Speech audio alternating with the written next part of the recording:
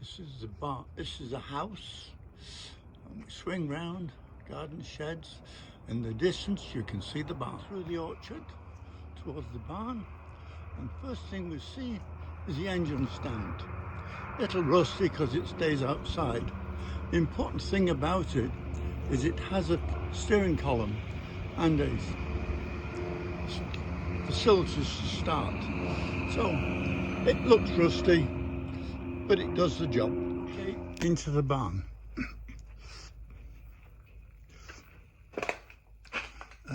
This is a 1924, used to belong to Buzz Pound. He was the guy who invented the buzz tack and wrote the article saying that on magneto, when you're on magneto in a Model T, the timing is largely controlled by the voltage waveform in the from the magneto, and therefore you get 4 degrees after top dead center at low speed and 11 degrees after top dead center, 4 degrees after top dead center at low speeds and 11 degrees before top dead center at high speeds due to the increasing voltage. And this is irrespective of where you move the timing rod. It was probably one of the secrets that made the Model T as powerful and as useful as it really was. So this is a nice car. Right now it's got no rear end. You can see it's taken out. You can see that we have a rod to spread the springs. It makes dealing with the spring a lot easier. The car is currently supported on stool and then some jack stands. I prefer to have it closer to the back of the car, but there's so much junk on this car that it's very, very difficult to move it any further back. This is the rear end of the Buzz of the car. It's not currently owned by Buzz. Buzz passed a couple of years ago. It's a most complicated rear axle, Model T rear axle you can have. It has a Laycock overdrive. They run by electricity, so you just push a button. Really nice and easy to change. It's really delightful. And then it has a Ruckstuhl, which has the later shifter mechanism.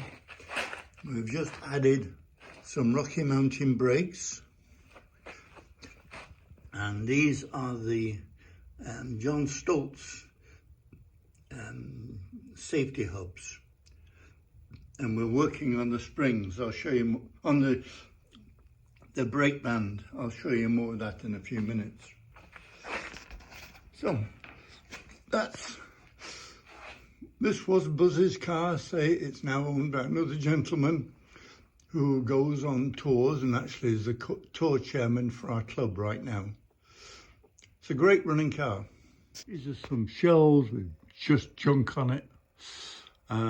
This axle is a Ruckstuhl, originally destined to go to Australia. Don't know if it still will. I'm waiting for the owner to arrange pickup. He was going to do it at Bakersfield, but of course Bakersfield was cancelled. Okay, this is the my daughter's Speedster. I built it for my daughter and son-in-law when they were still in college, so it started out very, very basic. We added things like the windshield, fenders, what else? Oh, they went through a couple of crankshafts. Usually lugging it in low gear was their problem.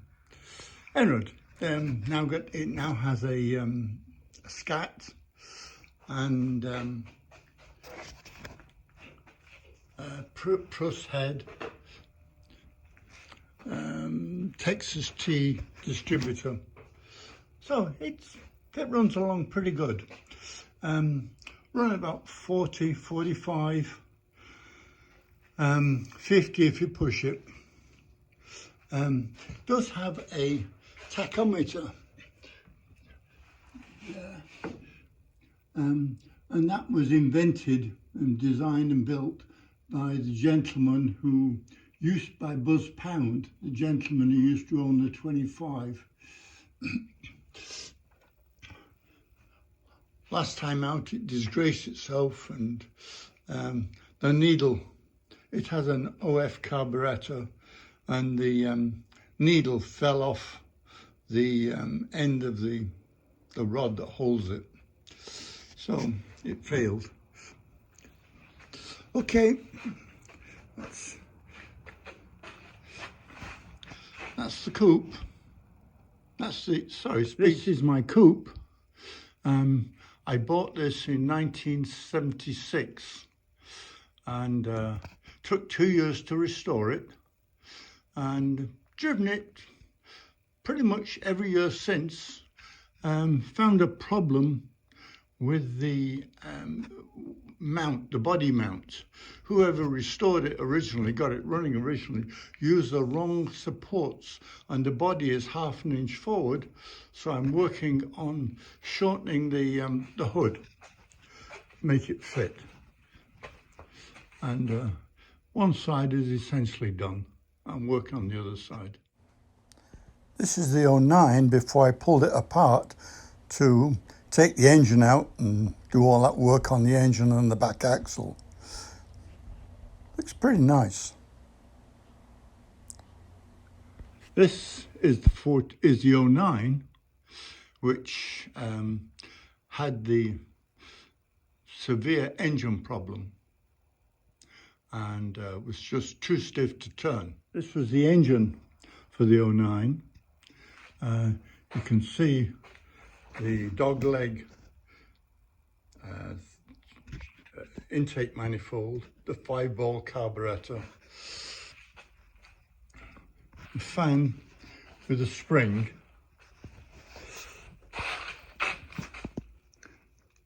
I'm told that's the wrong spring, but it works for right now. There's the weird hole in the side, which was only on some castings.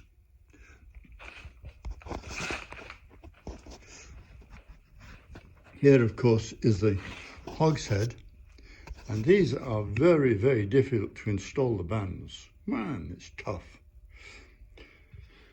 Hopefully this will be running in the engine stand once I can bring the engine stand back in the barn. The tools I've got is a small mill, which I bought used, obviously. Apparently it's World War II. It works. I can machine aluminum pretty good. Small press. If I need anything bigger, I've got a friend who's got a big one. Typical bandsaw, little worn out. I used to spend a lot of time before I retired. Stuff and tools. Down the bottom there is remains of a 14 engine. More shelves of stuff. Top is electrical, and then middle shelf, usual Model T stuff, and then drive shafts and such like. This is a rather interesting drill press. One of my friends from the centre of the city used to collect antique tools, and this he managed to pick up a bunch of drill presses, so I took one. It works quite well, actually. It's a variable speed. This thing here will go up and down. As it goes closer to the centre, of course, it will run slower, and then eventually, when you go up here, it'll actually runs the drill down here the opposite direction. Quite clever. This was a very early Westinghouse motor I picked up.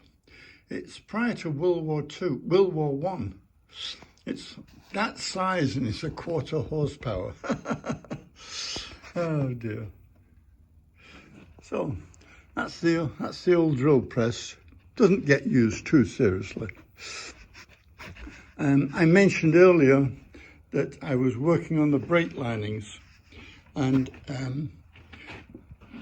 for the 25, he used new brake bands, and they're too long. So on this one, you can see there, I've actually cut it down by about 1/2 inch, re-drilled the holes and re-riveted it, and now it fits. But as it was, this one here was essentially unmodified except for taking this off. It just will not fit in the drum with the brake cam there. He'd done some investigation, and it seems like whoever made these here made them longer because the brake cam was being was wearing. Anyway, it's done. Drilling, this is a spring steel, extremely hard to drill. Had a lot of problems there. This is my puller. I call it Lee Pierce puller because it was a gift from Lee when he passed. We used it on many cars. It never failed. You could always get a gear off it. Even driven gears, which were on rusty transmissions, eventually it would take them off. I also convert starter motors to 12 volt if they're in not too bad a condition.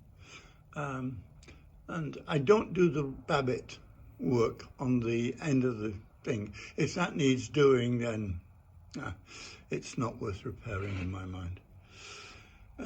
This is a test bed for testing generators. Works quite well.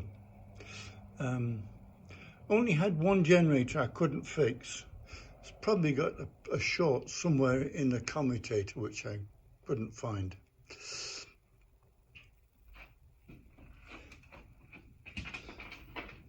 What else are we doing? Usual junk on the workbench. A drill sharpener, working on those spring steel brake linings, shoes.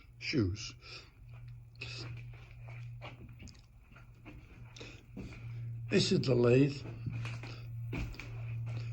Done some quite nice work on it. I have a 4-jaw chuck as well, and the 3-jaw chuck.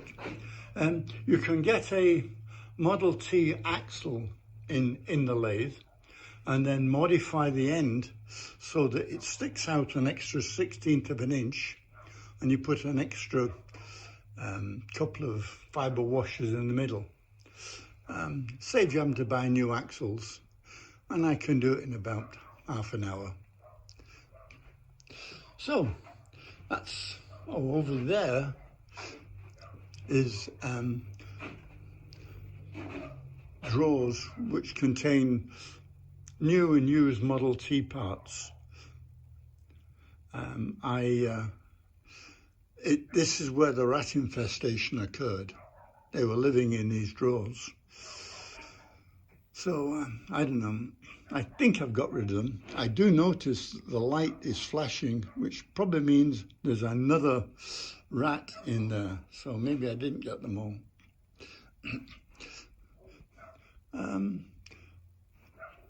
Bandsaw, very useful when I built the 17 body for the 17.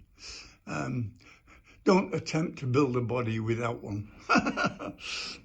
Planer, usual saw bench, quite a nice one, folds down quite nicely. So that's upstairs in the barn. I hope you enjoyed the tour. Okay, bye-bye.